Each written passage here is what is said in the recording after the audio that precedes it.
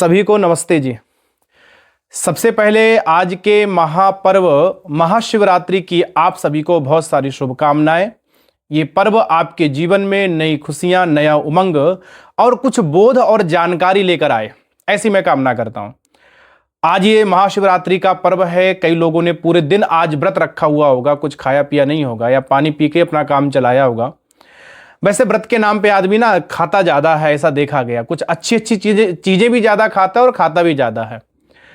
इसके साथ साथ आज के इस पर्व पर, क्योंकि मंदिरों के अंदर, शिवालयों के अंदर बहुत सारी भीड़ भी है और सनातन परंपरा में, हिंदू परंपरा में इसको बड़े बाकायदा से मनाते हैं, अच्छे से मनाते हैं। लेकिन जब कुछ सांस्कृतिक कार्यक्रम होंगे मंदिरों में, जैसे स्पेशली रात को शिव बारात निकलेगी और सबसे बड़ी विडंबना क्या होगी ना, उस बारात में स्वयं भगवान शिव जो है वो आपको नृत्य करते दिखाई पड़ेंगे। अच्छा, हमारे हिंदुओं की एक सबसे बड़ी कमी पता क्या है? हम लोग अपने देवी देवताओं को बिल्कुल रोड पे ला के नचा देते हैं। अन्य किसी मत संप्रदाय में उनके जो उपास्य होते हैं, उनके जो आराध्य होते हैं, उनके साथ कभी ऐसा नहीं होता। लेकिन हमारे, जिनको हम हिंदू कहते हैं, ये लोग अपने ही देवी देवताओं को बढ़िया ट्रॉली में या अच्छे से सजाकर और बढ़िया वो डांस कर रहे हैं और लोग बढ़िया इस बात पर बड़े खुश हो रहे हैं कि वो डांस कर रहे हैं। एक बात बताओ, अगर मान लो हमारे कोई पूर्वज हो, कोई पहले के दादा दादी हो, अगर हम उनको ट्रॉली में खड़ा करके या उनकी प्रतिकृति को, उनके रूप को खड़ा करके और हम उससे डांस कराएं तो शायद हम ये बर्दाश्त नहीं करेंगे। लेकिन हम जिनको आराध्य मानते हैं, जिनको अपना उपास्य मानते हैं, जिनसे हम प्रार्थनाएं करते हैं, जिनसे हम वरदान मांगते हैं, जिससे हम सहायता मांगते हैं, ऐसे उपास्य को हम आराम से रोड पर आराम से डांस करा रहे हैं और हम इसको एक भक्ति का स्वरूप मानते हैं। दूसरी बात, भगवान शिव के नाम पर सबसे ज्यादा फूंकते हैं लोग गांजा, धतूरा और जितने नशे हैं। ये कहते हैं कि भगवान शंकर की बूटी है, भगवान शिव की बूटी है और इसको पी लोगे, इसको खा लोगे तो आपके अंदर मस्त ही मस्त हो जाओगे, आनंद ही आनंद आ जाएगा। तो जितने नशा स्पेशली करके भांग या अन्य चीजों के नशा जो किए जाते हैं वो भगवान शिव के नाम पर ही किए जाते हैं और लोग खूब चरस और भांग खूब अच्छे से पीते हैं। तो ऐसे तो भगवान शिव ने कहते हैं कि जहर भी पिया था, तो थोड़ा जहर पी के भी देख लो, शायद कुछ पचा जाओ या सलट जाओ, जो भी रहेगा। बस इतना ही जानते भगवान शिव के बारे में, इससे ज्यादा हम कुछ नहीं जानते हैं। सामान्यतया जनता इससे ज्यादा कुछ नहीं जानती है कि आगे वो क्या थे, उनका स्वरूप क्या था। या तो हम केवल सांस्कृतिक के नाम पर उन्हें नचा देते हैं, या शिवलिंग पे गए, मंदिर में गए, दूध चढ़ाया, बेल पत्थर चढ़ाए, ठीक है, बिल्व पत्र चढ़ाया, आराधना की और हम वापस चले आए। इसके बाद क्या महत्ता, क्या इतिहास उनका रहा है, इस बारे में हम बिल्कुल नगण्य हैं, कुछ नहीं जानते हैं। तो थोड़ी सी जानकारी उसके बारे में भी हमें होनी चाहिए जब हमारे वो आराध्य हैं, और स्पेशली जब हम उनको एक आदर्श के रूप में, एक भगवान के रूप में जब उनको हम पूजते हैं, उनसे प्रार्थनाएं करते हैं। तो ऐसे हमारे इस रात्रि, शिवरात्रि अर्थात भगवान शिव की रात्रि, और शिव को कहा जाता है कल्याणकारी, ठीक है, अर्थात कल्याण करने वाले हैं।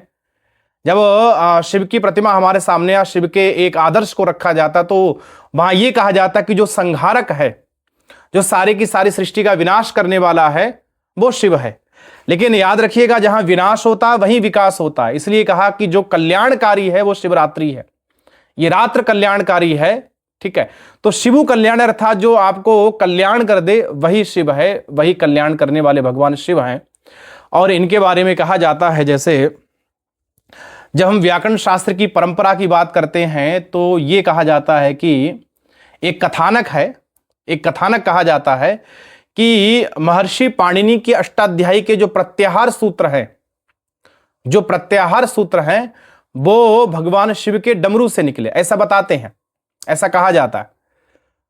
तो व्याकरण शास्त्र का आदि प्रवर्तक भगवान शिव हैं। केवल ऐसा नहीं कि दिन भर लिए धतूरा बैठे और लिए गांजा और लिए दूसरी चीजें नशा लेके बैठे और दिन भर चिलम में सुट्टा मार रहे हैं, ऐसा नहीं है। हमें तो केवल इतना ही बताया गया, हमें तो इतनी जानकारी दी गई।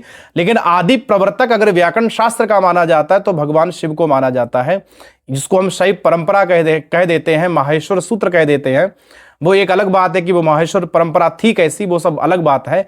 लेकिन ऐसा एक कथानक है कि भगवान शिव के डमरू से ये माहेश्वर सूत्र निकले, ठीक है, और 14 माहेश्वर सूत्र, ये बात हम नहीं जानते, ये सामान्य जनता भी नहीं जानती होगी, या जो भगवान शिव के बड़े उपासक है वो भी नहीं जानते होंगे कि व्याकरण शास्त्र के आदि प्रवर्तक जो हैं, जिनको भगवान शिव कहा जाता है, और जो प्रत्याहार सूत्र हैं, ठीक है, जो व्याकरण शास्त्र के आधार माने जाते हैं, वो उन्हीं के हैं।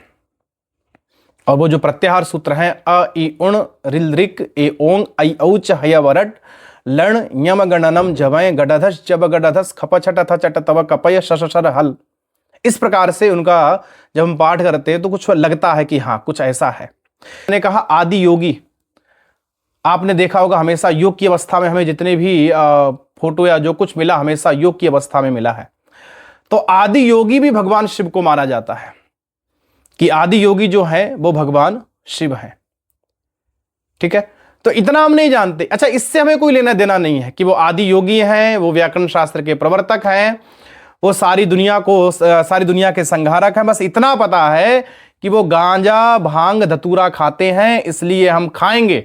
और इतना पता है कि उनकी बढ़िया सी एक प्रतिकृति बनाकर, एक बढ़िया से उनका एक व्यक्ति का अच्छा उस पर रंग रोगन करा के उसको बढ़िया शिव बना के, और इसके बाद पूरे गली मोहल्ले के अंदर उसको नचाते हुए निकालना, ये पता है।